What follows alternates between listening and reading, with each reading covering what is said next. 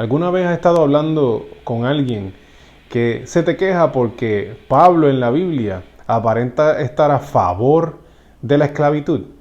Pues mira, hoy vamos a hablar de ese tema.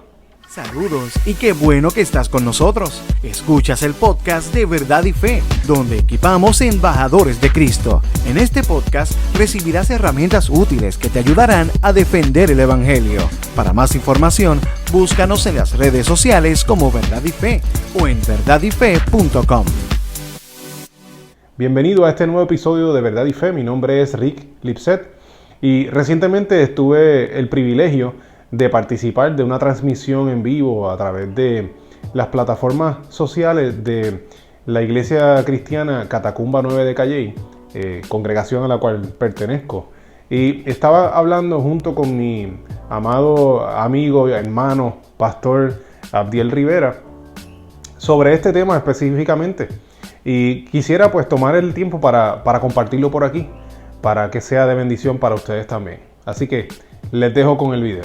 Así que ahora vamos a Efesios capítulo 6, pero los versículos del 5 al 9, ¿verdad? Y el 5 al 9 comienza así, dice: esclavos, obedezcan a sus amos terrenales con profundo respeto y temor.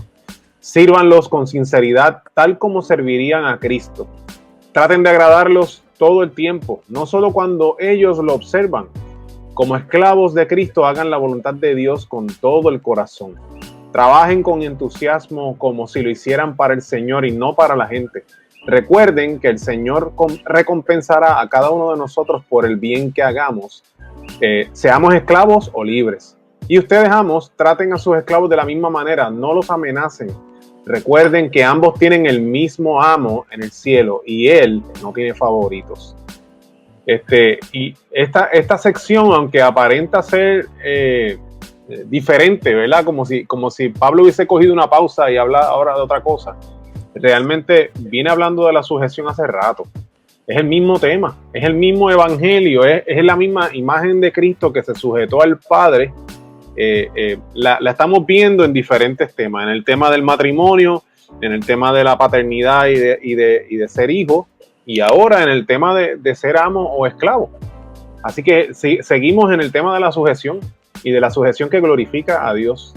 Y entonces estos versículos pues definitivamente entonces nos muestran una imagen de ese evangelio aplicada. Y pues yo quisiera, antes de, ¿verdad?, entrar en directo a hablar de estos versículos, dar unos puntos que podemos considerar sobre lo que es la esclavitud aquí que Pablo está hablando, ¿verdad? Primero tenemos que considerar que para este tiempo la mayor fuerza laboral eran los esclavos. Estamos hablando de un tiempo donde Roma era la que estaba al mando, ¿verdad? La nación más grande y más poderosa era Roma. Y era el estilo de esclavitud de Roma el que Pablo se está refiriendo aquí. Así que en este texto no estamos hablando necesariamente de cómo era la esclavitud para el pueblo de Israel, como la describía en el Antiguo Testamento, que era una relación para pagar una deuda y era siempre temporera. Ese era el modelo de esclavitud, que era más bien como de servicio para el pueblo de Israel. Pero ya en este momento, donde Israel está bajo el yugo romano, la esclavitud es otra cosa, ¿verdad? Y es más parecida entonces a la imagen que nosotros tenemos en nuestras mentes incluso de la esclavitud que estuvo aquí en Puerto Rico o la que estuvo en Estados Unidos. Esa esclavitud se parece más a esta de Roma que estamos hablando en estos versículos. Otra cosa que tenemos que recordar o aprender es que porque la Biblia me hable de la esclavitud no significa que Dios instituyó la esclavitud. Dios no está de acuerdo con la esclavitud. No fue que Dios dijo hagan esclavos. Eso fue el pecado del hombre. El ser humano es el que estableció la esclavitud por el pecado que hay en su corazón. No porque Dios quería que fuese así. Y entonces, ya con eso en mente, pues entonces lo que podemos preguntarnos, y ¿verdad? Yo suelo hacerle preguntas a la Escritura, y en este tema específicamente, pues suelo hacerle esta pregunta porque es una de las preguntas que nos lanzan a nosotros los cristianos, diciendo que la Biblia condona y no condena la esclavitud, ¿verdad? Y la pregunta es, ¿Pablo estaba a favor de la esclavitud? Esa es la pregunta. Pablo estaba de acuerdo con la esclavitud. Así que nosotros necesitamos entender primeramente que el evangelio es una revolución espiritual. Y tenemos que empezar por ahí. El evangelio es una revolución espiritual. Una vez esa revolución espiritual se da en nuestro interior, entonces va a producir, se va a mostrar, se va a lograr una revolución externa en nuestras vidas. Pero comienza en nuestro interior. Es una revolución, siempre es una revolución pacífica y sin armas. Así que cuando yo digo revolución, no estoy hablando de agarrar un arma y lanzarse en contra de algún poder. Eso no es lo que estoy diciendo.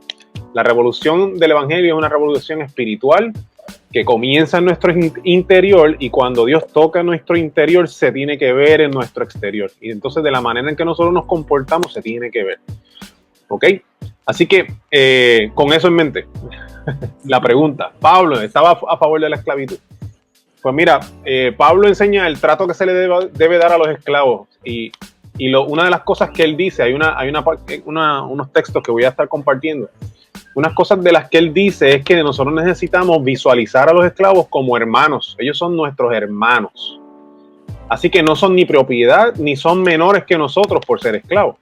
Y esto yo lo saco de la carta que Pablo le escribió a Filemón, que era el dueño de un esclavo, ¿verdad? Y Pablo habla de Onésimo, que era el esclavo de Filemón, que de alguna manera le había o robado o había hecho algo que le quitó algún tipo de propiedad o algún bien a Filemón, y pues Pablo se lo encontró en prisión.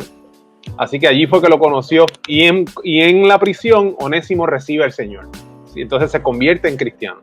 Y en la carta de Filemón, ¿verdad? Que es un solo capítulo, así que en Filemón, los versículos 15 al 17 dice, y le está diciendo esto Pablo a Filemón, le dice, parece que perdiste a Onésimo por un corto tiempo para que ahora pudieras tenerlo de regreso para siempre. Él ya no es como un esclavo para ti, es más que un esclavo, es un hermano amado, especialmente para mí. Este es Pablo, para mí. Ahora será de más valor para ti como persona y como hermano en el Señor. Así que, si me consideras tu compañero, si yo soy tu compañero, Filemón, recíbelo a él como me recibirías a mí. O sea que hay una igualdad. Ya lo que es el esclavo para el cristiano no es una propiedad ni que está por debajo de nosotros, sino que tenemos que verlo de iguales. Esa es la visión que Pablo está estableciendo aquí. Además, Pablo también, una de las razones por la cual Pablo no dice vamos a hacer una revolución contra la esclavitud, una de las razones que Pablo no dice esto es porque Pablo era de los que enseñaba que nosotros necesitamos florecer donde hemos sido plantados. Y yo sé que eso suena medio duro, pero debemos florecer donde sea que hemos sido plantados. Si nosotros somos luz, si somos sal, nosotros podemos serlo donde sea que estemos. Y entonces eso significa que es como una estrategia evangelística, es una oportunidad de brillar la luz de Cristo en medio de las tinieblas. Pero también él enseña que si tienen la oportunidad de ser libres, que la tomen, ¿verdad? Pero míralo cómo lo dice en 1 Corintios 7, del 20 al 24. Cada uno debería permanecer tal como estaba cuando Dios lo llamó. ¿Eres un esclavo? No dejes que eso te preocupe. Sin embargo, si tienes la oportunidad de ser libre, aprovéchala. Y recuerda, si eras un esclavo cuando el Señor te llamó, ahora eres libre en el Señor. Y si eras libre cuando el Señor te llamó, ahora eres un esclavo de Cristo. Dios pagó un alto precio por ustedes, así que no se dejen esclavizar por el mundo. Amados hermanos, cada uno debería permanecer tal como estaba cuando Dios lo llamó por primera vez.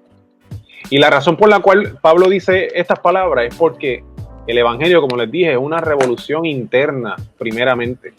Y la libertad que Cristo ofrece es mucho mayor, va muy por encima que una libertad meramente física.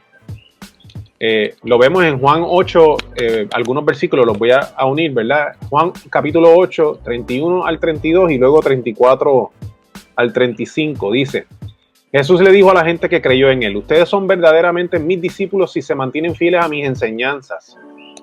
Esa es la cláusula, si se mantienen fieles a mis enseñanzas. Y como se mantienen fieles a sus enseñanzas, y conocerán la verdad, y la verdad los hará libres. Y entonces en el versículo 34 nos enseña cómo se ve esa libertad. Jesús contestó, les digo la verdad, todo el que comete pecado es esclavo del pecado. Un esclavo no es miembro permanente de la familia, pero un hijo sí forma parte de la familia para siempre. Así que la libertad que nos da Cristo es de nuestra situación espiritual, de nuestra esclavitud hacia el pecado, de nuestra muerte espiritual. Jesús nos da la libertad de eso. Y si nosotros tenemos esa libertad, esa libertad se puede vivir en gozo incluso cuando estamos en prisión, como dice el propio Pablo en Filipenses 4:4. Pablo, mientras estaba en prisión, ¿verdad? Que es peor que ser esclavo porque no te puede ir a ningún lado. Filipenses 4:4. Estén siempre llenos de alegría en el Señor. Lo repito, alégrense. O sea que la libertad que Cristo nos da va muy por encima de una libertad física. La Biblia no está de acuerdo con la esclavitud, no. Sí, claramente Pablo dice, si tienes la oportunidad de ser libre, tómala, hazlo, sé libre, ¿verdad? Eso es lo que Dios quiere. De hecho, la gran historia que podríamos contar es el éxodo del pueblo de Israel cuando Dios los rescató de la esclavitud. ¿Por qué? Porque no estaba de acuerdo con que fuesen esclavos. O sea, Dios no está de acuerdo con la esclavitud. Pero tenemos que recordar o aprender que el evangelio es una revolución espiritual primeramente. Una vez eso se da, entonces van a haber frutos. Entonces, pues, si yo antes, que eso, ¿verdad? Eso, se tardaron un montón de años, cientos y miles de años en lograrlo, pero eso que surge en el interior, se supone que produzca dueños de esclavos que decían, espérate, pero este yo no lo puedo tratar como yo lo trataba antes. Tenía que haber un cambio, pero era porque había un cambio interno. Es como decía Abdiel ahorita, ¿verdad? Que nosotros hacemos lo correcto, no por el premio, sino porque es correcto, ¿verdad? Pues es en esa liga. Nosotros, ¿verdad? En el caso de los amos debían de haber dejado los esclavos porque era lo correcto, no porque iban a recibir un premio. Y era porque había surgido una revolución interna, revolución espiritual. Espero que este episodio de hoy haya sido de gran bendición. Recuerda que nos puedes encontrar en el internet en verdadyfe.com. Puedes enviarnos tus preguntas a preguntas@verdadyfe.com. Nos encuentras en las redes sociales, en YouTube. Estamos en las plataformas de podcast y también tenemos nuestra tienda de mercancía de camisetas, hoodies y demás en teespring.com, y también la puedes conseguir esa tienda en Facebook, en nuestro Facebook. Así que nos despedimos por hoy. Dios te bendiga. ¿Qué te pareció el tema de hoy? Déjanos tu comentario o pregunta en nuestra página de Facebook Verdad y Fe. Oramos para que este podcast sirva para darte herramientas útiles que te ayudarán a defender el Evangelio. Para más información, búscanos en las redes sociales como Verdad y Fe o en verdadyfe.com. Gracias por estar con nosotros.